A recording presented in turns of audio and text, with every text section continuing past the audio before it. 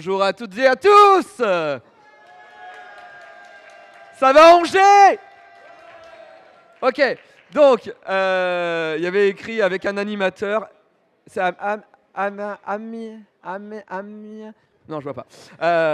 Non, en fait, c'est une vanne que je fais tout le temps, mais je suis dyslexique et j'ai un problème avec les noms de villes aussi. C'est-à-dire que dès qu'il y a 2 lettres au début d'une ville, je la mélange avec l'autre ville.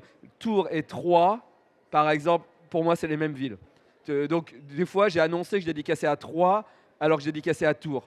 Angers, Amiens, vous voyez? Dans ma tête, c'est pareil. Lyon, ça va. Parce qu'il n'y a pas de truc, voilà. Mais je mélange les villes, voilà. Bref, mais je sais bien que je suis à Angers. Alors, il y avait écrit qu'il y avait un animateur avec moi, c'est pour ça que j'attendais. Et puis finalement, non. Alors, bonjour.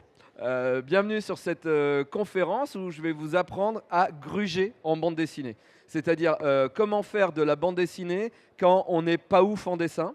Comment faire de la bande dessinée quand même quand on n'est pas ouf en dessin et utiliser ses faiblesses pour faire à peu près parfois 5 albums par an comme je fais. Voilà. Alors la meilleure des astuces, c'est être juste scénariste. Là, vraiment, là, tu écris ton scénario en 1 semaine et après, tu as quelqu'un qui dessine pendant 1 an. Là, au moins, voilà. Et niveau dessin, tu choisis la personne. A priori, elle dessine mieux que toi. Donc, l'album, il est bien. Voilà. Si vous êtes obligé de dessiner vous-même votre bande dessinée, ça peut arriver. Par exemple, moi. Eh ben, j'ai quelques astuces que je vais vous donner. J'ai une liste. Et déjà, on va commencer. Bon, avant tout, il faut un scénario, une histoire, un univers. Et là, à tout moment, ne vous dites pas que c'est vous qui allez dessiner. Sinon, vous allez écrire un truc tout pourri qui se passe sur des colloques sur un canapé dans un salon parce que vous n'avez pas envie de dessiner des trucs autour, quoi. Donc, du coup, là, tu laisses place à ton imaginaire. Et quand tu as inventé ton univers, tu passes au dessin. Moi, je connais mes capacités en dessin. Et mes capacités en dessin, c'est une tête. C'est-à-dire que je sais que je peux gérer un visage. Et c'est ce que je préfère. Parce que ce que je préfère, c'est faire passer des émotions en bande dessinée. Donc, ce que j'aime faire, en général, pourquoi je dessine en rouge? Personne dessine en rouge. À part les communistes. Pas du tout. Une vanne à chier. Et en plus, ils n'existent même plus. Enfin, si, mais bon, bref. On n'y croit plus, en tout cas. Alors, hop, je dessine un visage.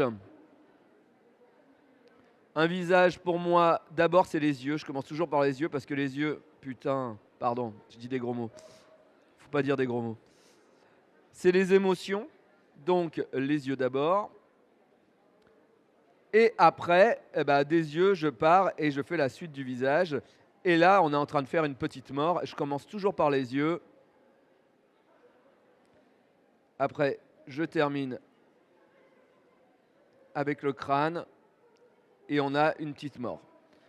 Bon, le problème, c'est que je sais dessiner que les visages. Du coup, ça m'embête si dans cette bande dessinée, il y a des jambes. Ça m'embête s'il y a des bras. Voilà. 9 albums. Oui, c'est ça, c'est Philippe Croizon. 9 albums, 4 séries animées, 4 saisons. Voilà, en fait, j'ai pris uniquement ce que je savais faire, des visages. Et derrière, bah, les bras, je me dis, bah, les bras, je l'en mettrai quand j'en aurai besoin. Puis quand j'en ai pas besoin, il n'y en a pas. Voilà. Ensuite, on ne peut pas faire sa carrière uniquement sur un personnage. Donc là, j'ai vendu une BD chez Albin Michel qui sort en septembre, qui s'appelle Manon Stremont et Pataprout. C'est l'histoire d'une petite fille qui vit avec un monstre qui a apparu sous son lit, qui vient du monde à l'envers, de sous le Liville, qui est une ville à l'envers de notre monde, où les gens, tout est inversé, c'est-à-dire que c'est les enfants qui emmènent les parents à l'école, etc., etc. Et du coup, je me suis dit quand même, j'ai 10 ans de carrière de BD derrière moi, donc je vais aller un peu plus loin dans la création du personnage. Donc, Pataprout, c'est un personnage qui a 2 yeux. Il n'a pas de nez, c'est chiant. Il a une bouche parce que pour les émotions, c'est pas mal. Et j'aime pas les bras, j'aime pas les jambes. Voilà. 3 albums de vendus. En vrai, faut pas trop.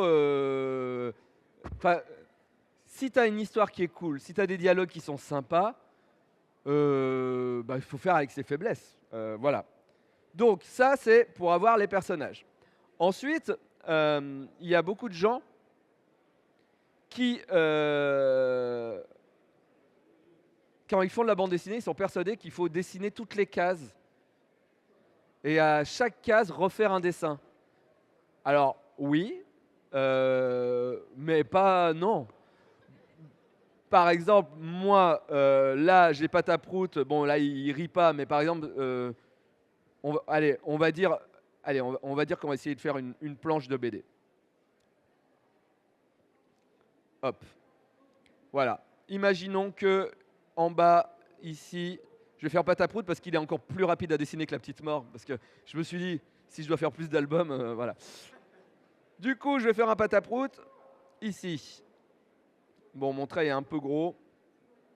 Voilà. Je fais mon Pataprout ici. Voilà. Donc jamais voir le sol, parce que voir le sol, ça veut dire faire un décor. Donc non. Toujours le personnage coupé là, comme ça on n'est pas obligé de faire les jambes s'il y a des jambes. D'accord. Ensuite, bon, Pataprout, là, il apprend une mauvaise nouvelle. Donc je fais les yeux. Pour une mauvaise nouvelle, je rajoute 2 petits traits comme ça. Et la bouche est comme ça. Et après, là, en fait, c'était pas une mauvaise nouvelle. En fait, il avait mal compris et c'était une blague. Donc il doit rire. Donc je ne vais pas redessiner ce que j'ai déjà dessiné, ça serait débile. Donc je duplique. J'efface la bouche. J'efface les yeux. Hop, hop, hop. Hop, hop. Voilà. Ah, on s'emmerde pas. Alors, des gens vont dire, eh, dis donc, il a copié-collé. Alors, ce que je fais, c'est que je fais ça. C'est pas le même. Et en vrai, si tu n'étais pas là avec moi, bah, tu sais pas que c'est pas le même. Parce que si j'étais un bon dessinateur, j'aurais réussi à faire quasiment la même chose. Donc, bah, alors du coup, pourquoi s'emmerder. Voilà. Donc, je crée la BD comme ça. Alors, l'astuce est quand même, en général, je vais vous montrer des planches. En général, quand même, l'astuce, c'est de se faire un peu chier sur un décor en haut. Donc là, tu mets un peu de temps. Et derrière, ça te permet de faire que des plans rapprochés. Et voilà. C'est-à-dire que tu poses ton décor et à partir du moment où ton décor est posé, tu peux faire juste des personnages. Donc, mon astuce pour faire une BD avec beaucoup d'économie, c'est de faire d'abord les bulles avant. C'est-à-dire que moi, je fais mon scénario. Quand j'ai mon scénario, je fais mon découpage. Mon découpage, ça me donne... Bah, il n'y a pas? Ah ouais, d'accord, vous voyez pas les... Attendez.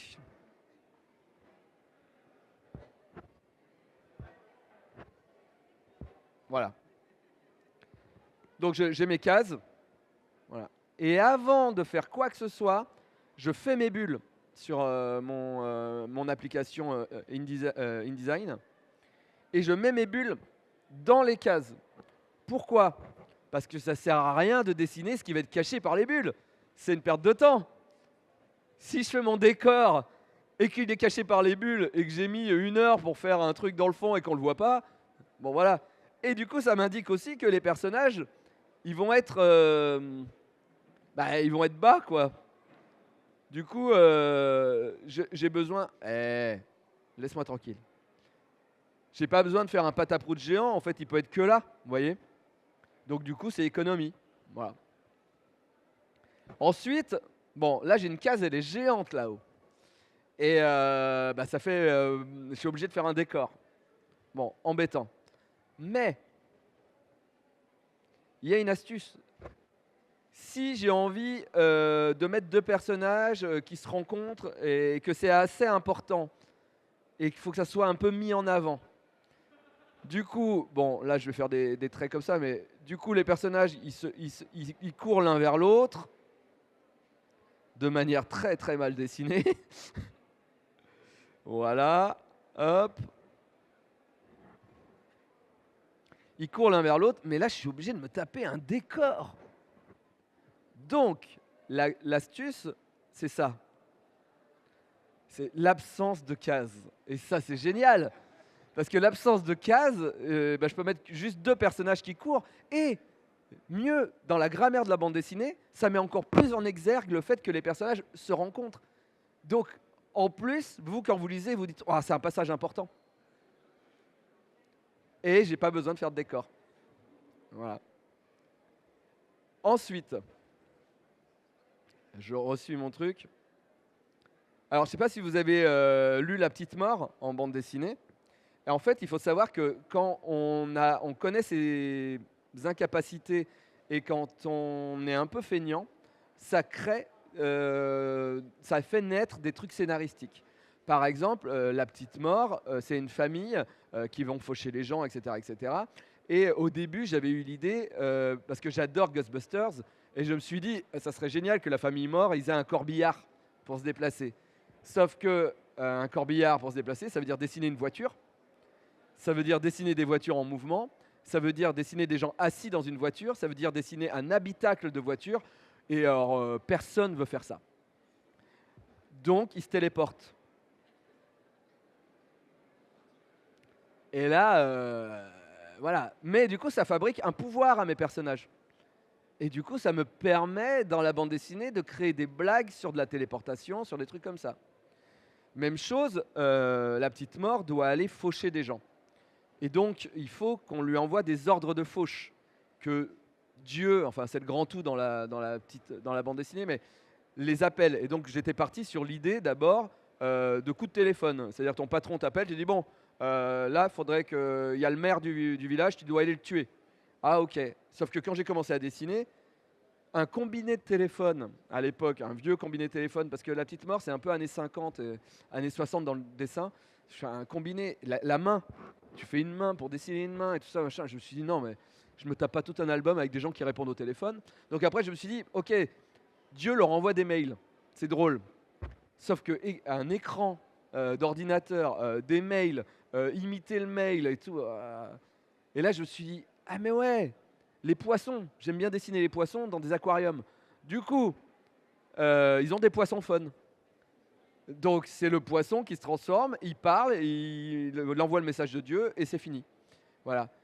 Et les gens adorent le poisson fun dans La Petite Mort. Mais c'est né de vraiment d'une fainéantise totale de dessinateur. Voilà. Mais quand tu arrives à utiliser tes faiblesses et scénaristiquement les amener dans ton scénario, en fait, tu inventes quelque chose. Voilà.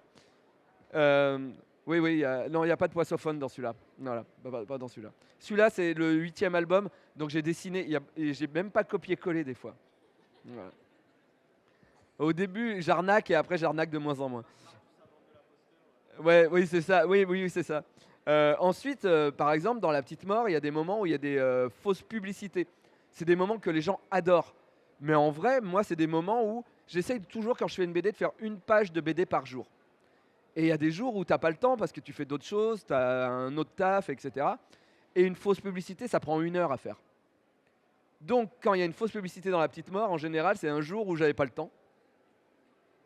Mais j'avais envie de rigoler. Du coup, j'invente une fausse pub.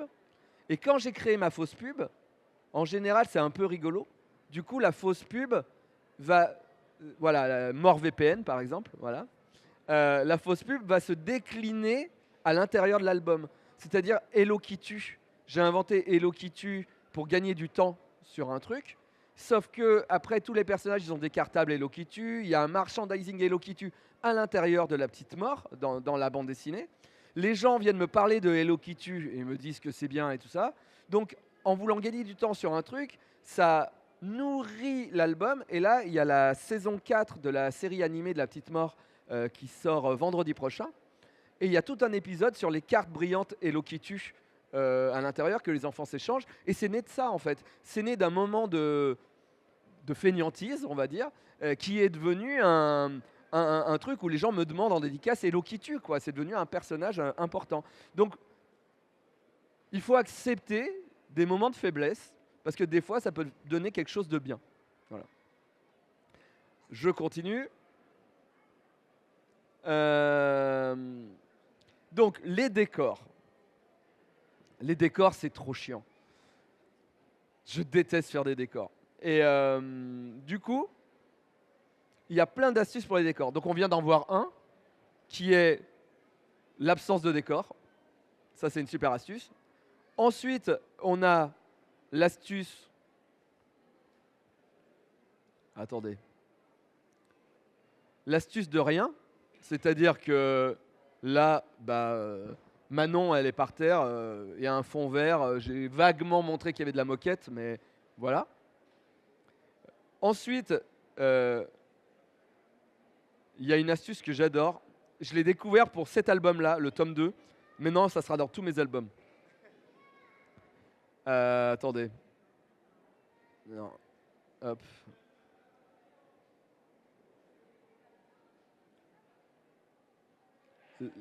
Alors, on va mettre un personnage. On va remettre lui là. Non, il est pas beau. Allez, on met lui, on enlève les bulles. Voilà. Je vais le colorer un peu.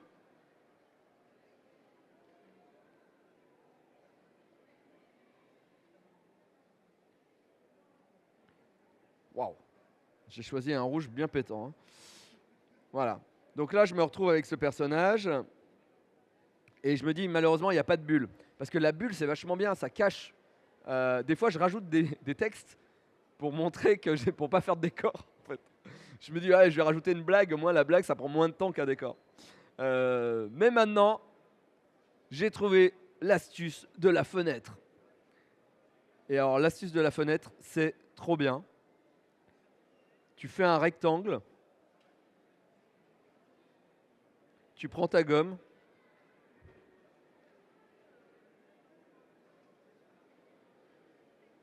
Et il y a une fenêtre. Ça m'a pas pris longtemps. Tu vois qu'on est à l'intérieur. Ça me va. Après, il y a l'extérieur. Et alors là, dans cet album, j'ai découvert un autre truc. J'ai découvert la brique. Et ça, j'ai vu qu'à Angers, vous en aviez de la brique. Alors la brique, c'est génial. On va rien voir avec mon fond, il est trop coloré, il m'énerve. Ah ouais, bah non. Non plus. Voilà. Et donc, l'astuce de la brique, vous allez voir, vous allez être épatés.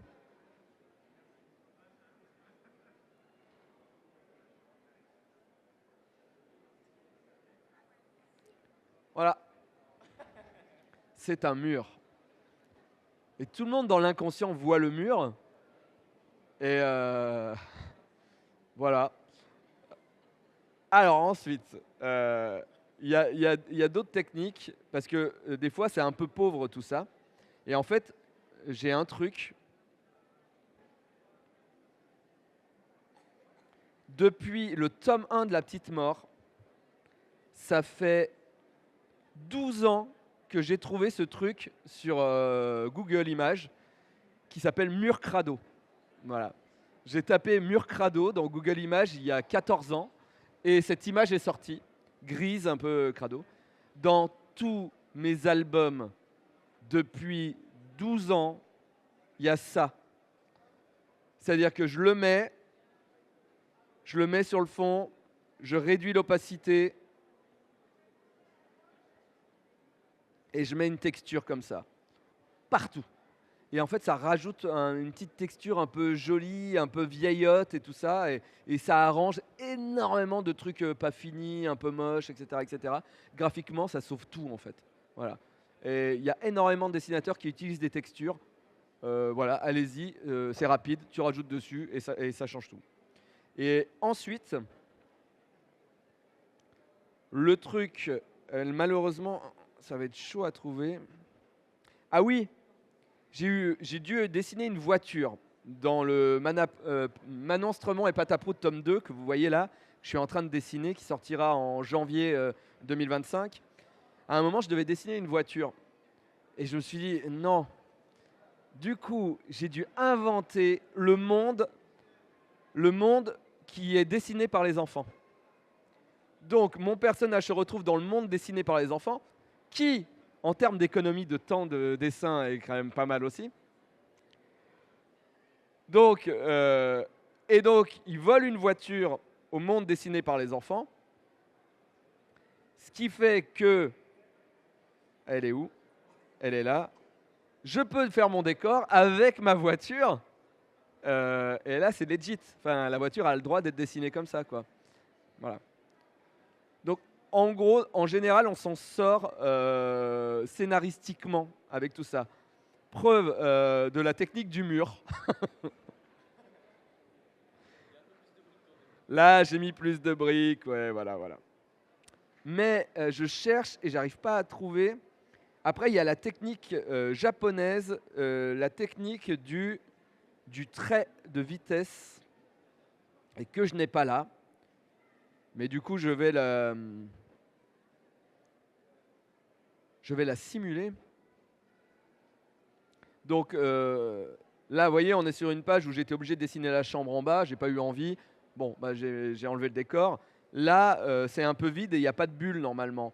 Donc, du coup, après, j'ai sous Photoshop, j'ai énormément de traits de vitesse japonais que tu peux trouver sur Internet aussi. J'ai des packs et je prends le pack, je le mets derrière et hop, et c'est fini. Bon, là, je vais le dessiner, mais en gros, voilà, pour remplir ton image sans être obligé de faire du décor, bah, tu fais des traits, quoi.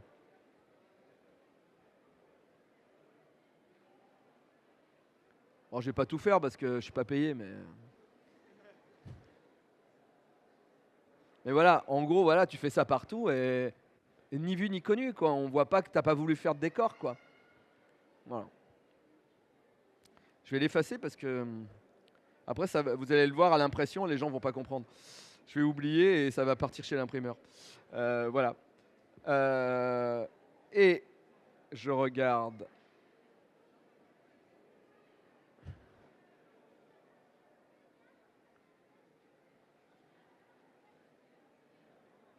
Non, voilà. Et donc, quand je travaille sur un album, euh, la plupart du temps, je fais le découpage d'abord sous Photoshop et après je travaille sur iPad et après je reviens sur Photoshop et après j'envoie tout dans InDesign et je fais moi-même la mise en page puisque toutes mes bulles sont faites dans InDesign puisque je fais énormément de fautes d'orthographe parce que je suis dyslexique et donc si j'écrivais directement les trucs, il y aurait tellement de fautes que je serais obligé de tout refaire tout le temps. Donc du coup, tout est fait pour que quelqu'un puisse passer après moi et corriger toutes les fautes d'orthographe. Quelqu'un qui a le bac, par exemple. J'ai pas de diplôme. Mais ça, c'est mon début de carrière. Ça, c'est vraiment le début où je suis plus graphiste que dessinateur de bande dessinée. Mais plus les années ont passé, plus je vendais d'albums de BD, plus je me sentais illégitime dans cet univers-là. Surtout qu'à une époque, voilà, je vous raconte un peu ma vie, mais euh, moi je suis youtubeur d'origine, c'est comme ça que j'ai créé mon public. Et il y a eu toute une période où les éditeurs venaient chercher les youtubeurs pour faire de la bande dessinée. Et parfois, c'était pas tout le temps des bandes dessinées très. C'était fait pour vendre en fait. Voilà, comme on a des bandes dessinées sur koh ou enfin voilà ou Bigard. Quoi. Euh, et, euh, et du coup, dans le monde de la bande dessinée, on était hyper mal vus nous les youtubeurs quand on faisait de la BD. Sauf que moi, mon rêve était de faire de la BD depuis le CP. Et j'ai fait des vidéos sans faire exprès, en fait. Juste parce que tous les éditeurs me disaient tu feras jamais de BD pendant 16 ans. C'est long. Et du coup, quand je suis arrivé dans le monde de la BD, avec mon dessin, j'ai eu énormément de. J'ai eu des gens célèbres en BD qui m'ont jeté de l'argent pendant que j'ai dédicacé en disant achète-toi du talent, devant mon public, à Angoulême. Donc, il y avait quand même un truc un peu qu'est-ce que tu viens faire là? Voilà. Et du coup, vu qu'en plus, j'ai jamais aimé mon dessin et que je savais que je trichais tout le temps, euh, j'ai eu quand même bien 5-7 ans à me dire que j'étais vraiment pas légitime à faire de la bande dessinée. malgré le succès de La Petite Mort, malgré le fait que ça soit adapté en dessin animé, malgré tout ça, et même aujourd'hui encore, j'ai du mal à accepter ça. Mais d'année en année, je m'interdisais d'utiliser certaines techniques, certaines tricheries, certains dédoublements de personnages.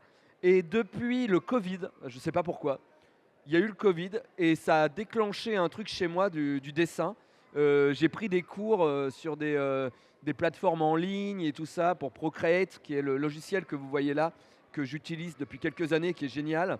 Et depuis La Petite Mort, Les héros meurent aussi, que tu as, celui-là, je me suis mis à dessiner, vraiment, et à prendre plaisir à faire des belles images, en fait.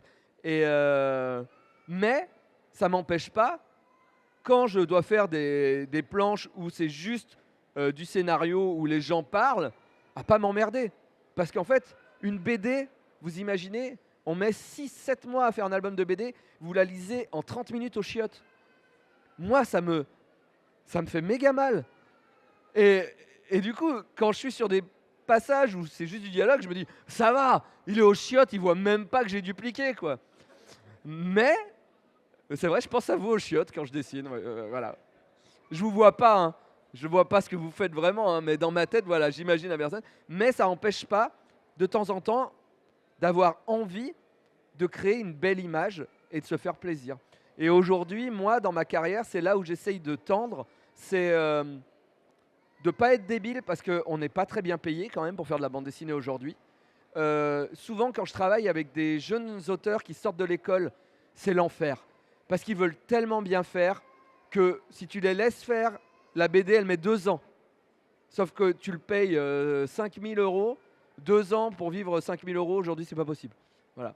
Donc je lui dis, à chaque fois, je dis aux auteurs, je lui dis, je suis désolé, mais il faut que tu regardes combien de temps tu peux vivre avec ce que tu es payé en avaloir et combien de temps tu mets pour faire tes planches.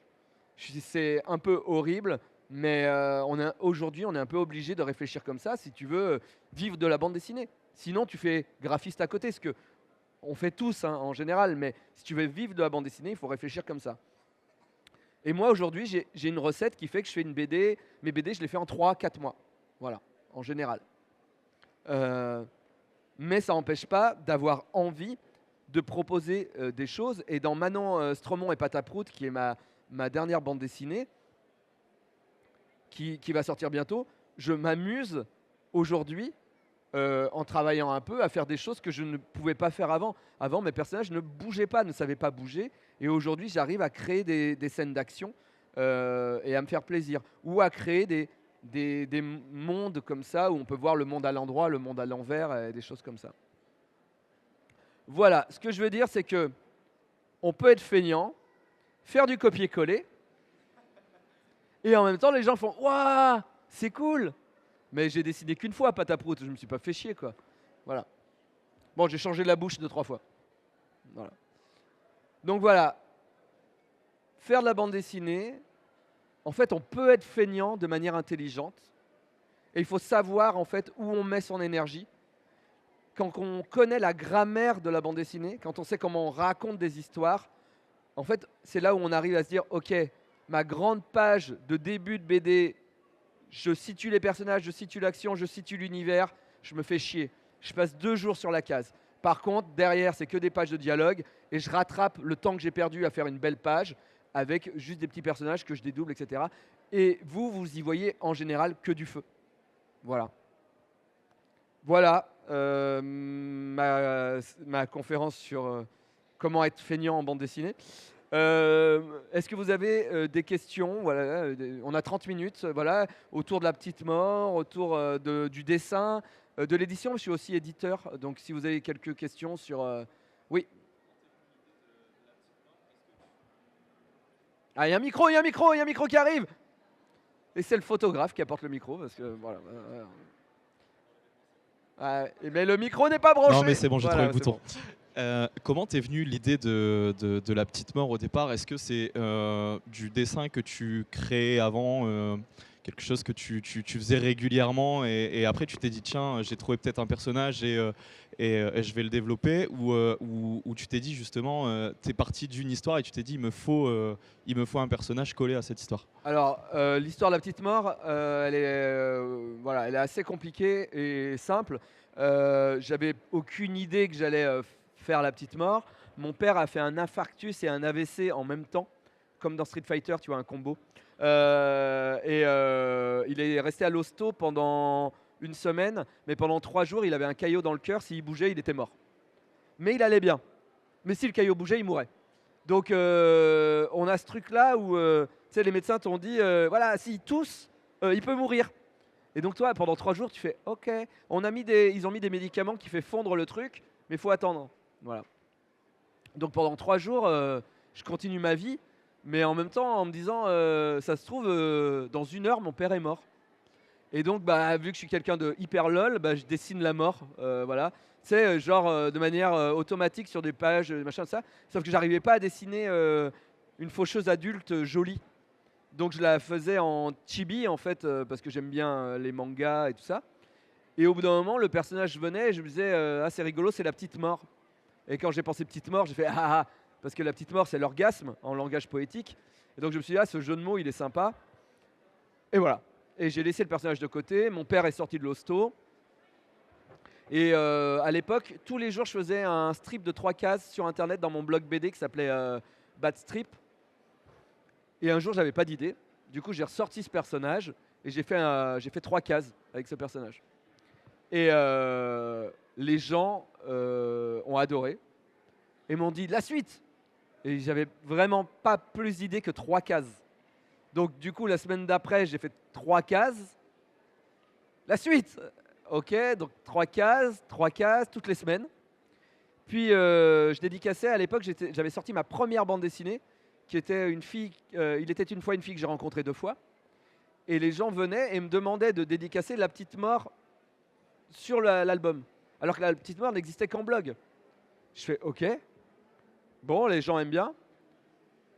2-3 mois plus tard, les gens viennent avec des tatouages. Alors que rien n'existe dans l'univers de La Petite Mort, tu vois. Et là, je me suis dit, bon, peut-être qu'il y a un truc à faire. Donc je termine La Petite Mort sur mon blog. 45 pages, un truc d'aventure avec Adolf Hitler. Ce que vous n'avez pas lu a priori dans la BD, parce que ça n'a pas été ça qui est sorti en BD, mais bon, bref. Donc je fais ce truc-là. Et à l'époque, je travaillais beaucoup avec Ankama, puisqu'ils produisaient Nerd, ils produisaient No Life. Et je suis en passe de signer avec Ankama pour faire La Petite Mort chez eux, quoi. Et arrive dans ma vie ce que j'ai appelé le Ankama Gate. C'est-à-dire que je ne vais pas rentrer dans les détails, mais pas du tout pour la bande dessinée, mais pour le Golden Show, tout ça. Engueulade complète avec le patron d'Ankama. Je dis pas qui a tort, qui a raison, parce que je pense que, voilà. Bref, c'est méga vieux. Mais du jour au lendemain, on nous dit, vous avez 2 jours, vous disparaissez. Ok. Donc déjà, là, dans ta vie, tu fais, bon, pas ouf, quoi. Où est-ce que je vais aller, tu vois? Et mes contrats sont pas encore signés de La Petite Mort et sont chez Ankama. Donc, ça se trouve, La Petite Mort, je peux ne plus avoir les droits de mon personnage qui n'existe pas encore. Heureusement, je ne vais pas citer de nom, mais j'ai une amie qui bosse encore là-bas, qui cache les contrats. Donc personne ne les trouve, personne ne les signe. Et 1 an plus tard, je peux rencontrer Guy Delcourt pour proposer de faire La Petite Mort aux éditions Delcourt. J'arrive avec mes 45 pages, je les montre à Guy Delcourt regarde et Guy Delcourt me dit « Ouais, bon, j'aime vraiment pas le dessin. » Il me dit « C'est moche, quoi. » Je fais « Ok. » Il me dit « Par contre, j'ai vu tes ventes, donc on va faire l'album. » Je fais « Ok, c'est honnête. » Je lui dis il me dit « C'est combien de pages ?» Je lui dis « C'est un 45 pages. » Il me dit « Non, c'est un 96 pages. » Je dis « Bah non, parce que l'histoire, elle est finie à 45 pages. » Il me dit « Non, c'est un 96 pages. Parce qu'avec ton dessin, on va être obligé de réduire la taille du papier. On va pas faire une format franco-belge parce qu'on verra moins que c'est pas beau en petit. Je fais OK. Et c'est un 96 pages. Parce que sinon, ça va pas être assez épais et les gens vont pas en avoir pour leur argent, ils vont pas l'acheter. Et j'ai fait d'accord. Du coup, j'ai réinventé le scénario et redessiné le premier album de La Petite Mort complètement. Et c'est sorti chez Delcourt. Et on a vendu les 8000 exemplaires en une semaine.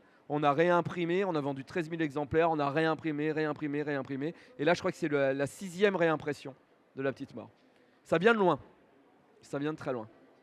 Voilà. Voilà en gros. De rien. Est-ce que vous avez d'autres questions?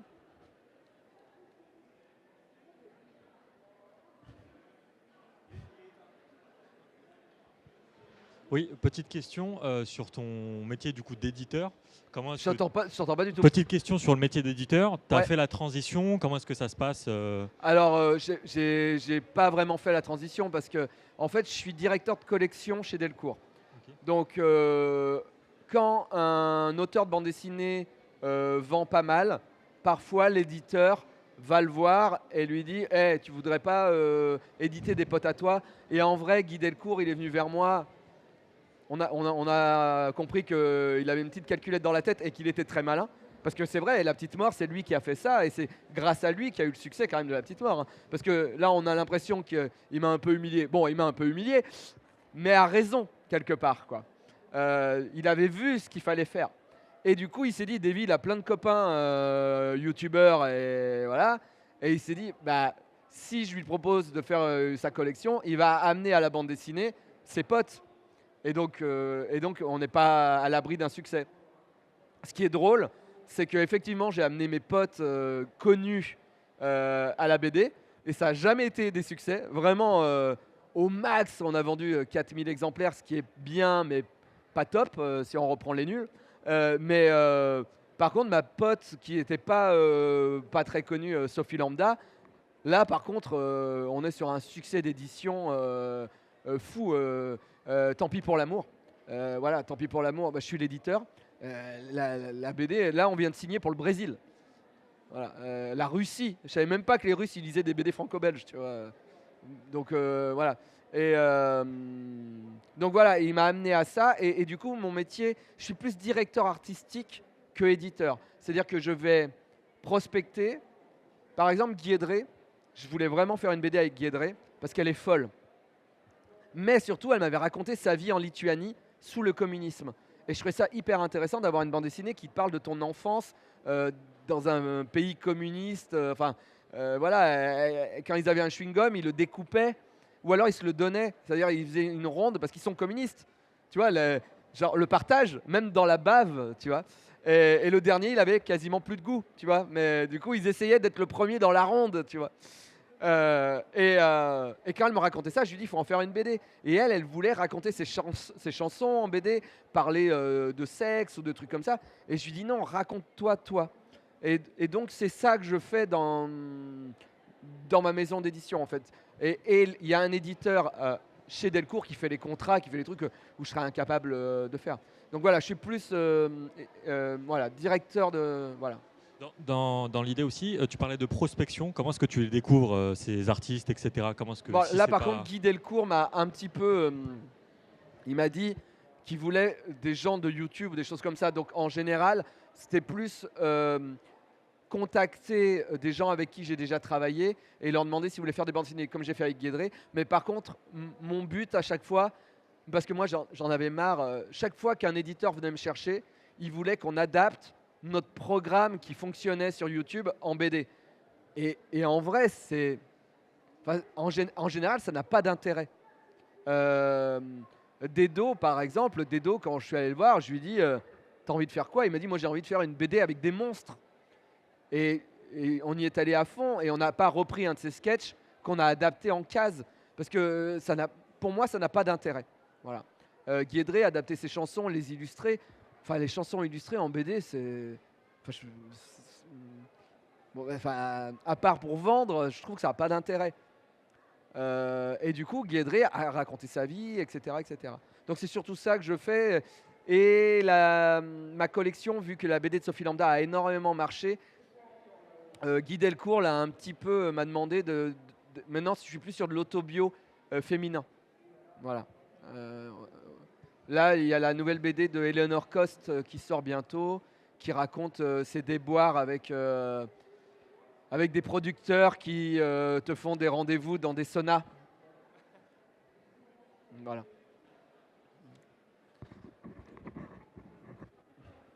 Ah, les hommes. Ouais. Est-ce que vous avez des questions? J'ai encore le temps de 2-3 questions. Non? Oui.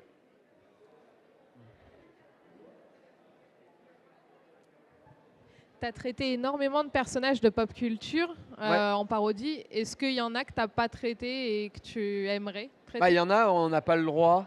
Tintin. Tintin, dès que tu dis ouais, je vais faire une parodie de Tintin, tous les éditeurs te disent non, non, Moulin Sarr m'a volé tout notre argent. J'ai une anecdote là-dessus. J'ai fait une blague sur Tintin dans ma vie sur Instagram. Cette blague est nulle. C'était Tintin au pays des soviets. Voilà. Et moi, j'ai fait une parodie où j'ai fait Tintin au pays des survettes. Et j'ai mis Tintin en jogging taquini. Voilà. C'est nul. Vraiment. Et ça égratigne pas trop l'œuvre d'Hergé. Hein. Voilà. Je l'ai posté sur Instagram. C'est un de mes seuls posts de ma vie qui a été censuré. Ça veut dire qu'il y a un mec de Moulin-Sarr dans des bureaux qui a vu Tintin en survette et qui a fait oh, c'est pas possible.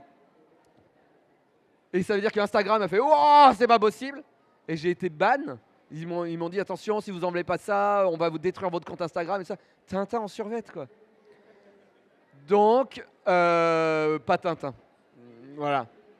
Je me suis, dans La Petite Mort, dans le dernier, je voulais traiter les Schtroumpfs et Astérix parce que j'adore les Schtroumpfs. Je rêve qu'on me propose de faire un album des Schtroumpfs. Voilà. Mais je ne suis pas encore assez connu pour qu'on me propose de reprendre des trucs. Quoi. Mais du coup, j'ai voulu mettre les Schtroumpfs. Et là, Delcourt m'a dit donc, il y a vaguement des trucs bleus écrasés sous des semelles. Voilà. Et je voulais faire Astérix aussi, parce que j'adore Goscinny. Je suis très très fan de Goscinny. Pour moi, c'est le meilleur scénariste qu'on ait eu en France. Enfin, voilà, le mec, il est. Dès que je fais des bandes dessinées, je me rythme sur la manière de raconter de Goscinny. Je relis un Astérix et je me dis, ok, une vanne toutes les 3 cases. Ok, à la fin, là, il faut que j'ai une vanne pour faire comme Goscinny. Enfin, vraiment, j'étudie Goscinny comme vraiment un truc très mathématique dans la blague et ça, parce que il a tout compris. Et je voulais faire un truc sur Astérix. Et là, Delcourt m'a fait ah. Alors, j'ai fait les pirates. Voilà, j'ai un peu décalé le truc. Voilà. Mais là où je m'éclate, c'est chez Jungle. J'avais proposé il y a 5-6 ans, j'avais proposé Dragon Ball. Et j'adore Dragon Ball. Et j'avais proposé plein de trucs sur Dragon Ball. Et le mec, il m'a dit, mec, je fais des mangas. Si je fais un truc sur Dragon Ball de parodique en France, tous les éditeurs de manga au Japon me ferment la porte. Je peux plus faire de manga. C'est foutu pour moi. Non, tu pourras pas faire une parodie de Dragon Ball. Je fais OK. Et 4 ans plus tard, il me dit, j'ai arrêté le manga. Je fais OK. On fait Dragon Ball. Je fais, ah bah ouais. Et là je coécris avec Pampoitou, Robin Berthoud, les albums. Et là, on a fait le tome 2 qui sort en octobre. Et je suis super content. Et en plus, là, j'ai pu faire de la parodie. C'est-à-dire que j'ai fait les Schtroumpfs qui deviennent super guerriers. J'ai fait Astérix, Vegeta, qui lance un menhir et qui est assis dessus pour voyager. Là, je me suis éclaté là. Et dessiner du Dragon Ball, c'est. Alors je le fais pas bien, mais je suis trop content.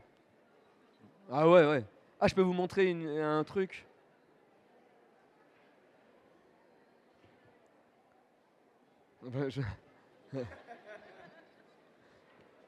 Quand tu fais ça, t'es trop content, t'es payé.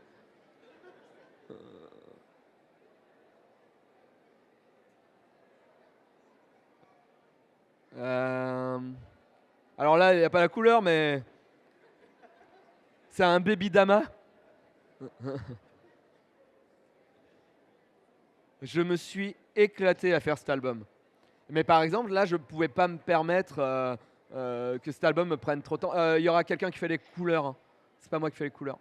Mais cet album, je l'ai fait en un mois. Voilà. Il y a 120 pages. Voilà. Et là, c'est des couvertures qui ont été refusées. Donc c'est juste des tests. Mais on m'a dit il faut quand même que les enfants achètent. Alors j'ai fait bon, d'accord, d'accord, ok. Euh, Ah, il n'y a, a pas le gag. Ah, je me suis éclaté là. Imaginez l'EHPAD Dragon Ball, je me suis éclaté quoi. Voilà pour les parodies.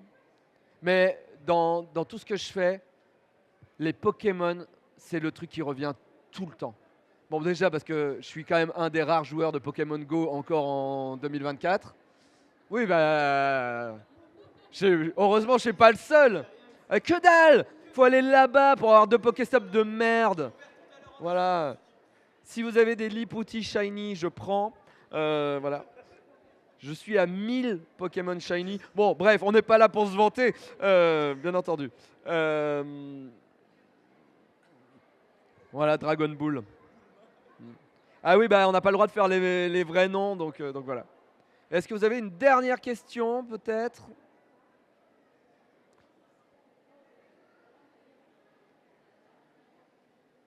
Non. C'était pas son précieux. Petite question, je voulais savoir quelles étaient tes inspirations de base pour en être venu à la BD et au dessin en Ouais. général, quoi. Alors, moi, Goscinny, Franquin, parce que je suis un enfant des années 80, donc forcément, mon père me lisait les Schtroumpfs, Astérix, voilà. Et vraiment, ces BD-là m'ont marqué, et ça fait que dès le CP, j'ai dit je veux être auteur de bande dessinée. Voilà, il n'y avait pas d'autre chose dans ma vie, c'était auteur de bande dessinée, auteur de bande dessinée. Et en grandissant, il y a les nouvelles vagues de bande dessinée qui sont venues m'influencer. Je crois que le premier choc de ma vie de bande dessinée où j'apprends des choses, c'est les rats de Petit Luc, où vraiment, je me suis dit qu'on pouvait faire de la philo en bande dessinée. Et là, il y a eu dans ma tête un truc genre, ah mais c'est pas que des blagues. Il y a une BD qui s'appelle Jefferson, qui est le tome 2 de Pacouche Blues des rats, où ça parle de dépression et de suicide. Et cette BD m'a retourné, quoi. Après, derrière, j'ai découvert Larsenet, et des BD de la nouvelle vague, genre de Lewis Trondheim ou des choses comme ça. Et Gottlieb. Gottlieb, là j'ai découvert qu'on pouvait faire du cul en bande dessinée. Et là aussi dans mon cerveau, j'ai fait oh, comme quand j'ai découvert le premier hentai de ma vie, tu vois.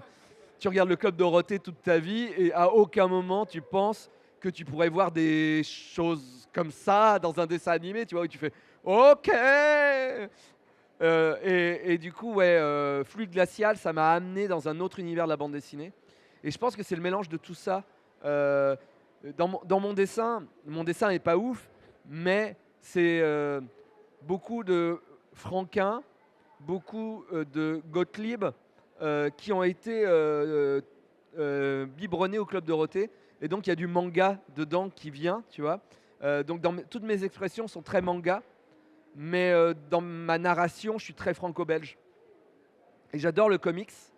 Ça se voit pas trop dans mes dessins, mais plus scénaristiquement peut-être, dans mes longues sagas ou des retournements de situation, pas lâcher mon univers, très Santa Barbara. La petite mort, c'est vraiment, voilà, c'est des histoires de famille, c'est des histoires tout ça. Et en vrai, honnêtement, je pense que Friends et Buffy sont des choses qui m'ont énormément influencé scénaristiquement. Nerds, c'est Friends. À la française, avec des gros mots. Bon, c'est Friends et South Park. Mais vraiment, c'était notre envie de raconter la vie des gens, tu vois, mais de manière un peu trash, tu vois. Et ouais, la série télé m'a beaucoup influencé. Et Buffy, meilleure série de tous les temps c'est égaler Buffy dans la narration, dans les épisodes fous, dans les trucs, voilà. Et Dragon Ball. Dragon Ball, c'est la première fois que j'ai découvert que des personnages pouvaient grandir, se marier. Tintin, Astérix, je sais pas quelle est leur vie sexuelle, mais vraiment, on n'a aucune info. Ouais, bon, Astérix et Obélix, au bout d'un moment, bon, voilà, Tintin et Capitaine Haddock, bon, voilà. Mais Milou, peut-être, bon, si on va dans des. Voilà. Mais Dragon Ball, t'imagines, tu vois un truc, t'es gamin, t'arrives à 15-16 ans, les filles commencent à t'intéresser un petit peu, voire, ouais, bon, peut-être 18 ans, parce que. Voilà. Mais, et pouf, il y a une nana qui arrive dans la vie de Son Goku, il se marie, il a des gosses. Moi, ça m'a fait imploser. C'est pour ça que la petite mort, il doit y avoir qu'un tome. Sauf que les dédicaces, les gens, ils me disaient quand la suite, quand la suite, quand la suite. Et c'est Dragon Ball, carrément. Je me suis dit, bah je vais faire l'adolescence dans le tome 2. L'âge adulte dans le tome 3 et le tome 4, ça sera la vieillesse, quoi. Et c'est ça. En BD franco-belge, normalement, ça n'existe pas. Parce qu'il faut vendre. Parce que Titeuf, il peut pas grandir. Parce que peut-être les gens, ils vont se désintéresser, tu vois. Et j'ai fait une connerie parce que la petite mort, en vrai, j'aurais continué avec que des gags. Je pense que j'aurais peut-être mieux vendu parce qu'il y a des gens, ils me disent, ah bah après le tome 1, il y a des histoires. Mais sauf que moi, je m'emmerde, donc il faut que je raconte des histoires, sinon je dessine pas l'album si je me fais chier, quoi. Donc voilà. Je sais plus ta question, mais je pense que j'ai plus que répondu. Voilà. Bon bah voilà, en tout cas, merci d'avoir été là. Je sais pas, on arrête, c'est bon, ouais, ok. Je suis en dédicace à partir de 16h, là ou là, je sais plus. Là-bas, voilà. Et ben, à tout à l'heure. Merci, à plus.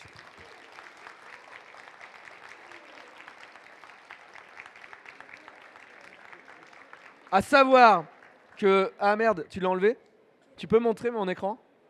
Ça, c'est c'est à l'intérieur de la petite mort. C'est le renfort, voilà.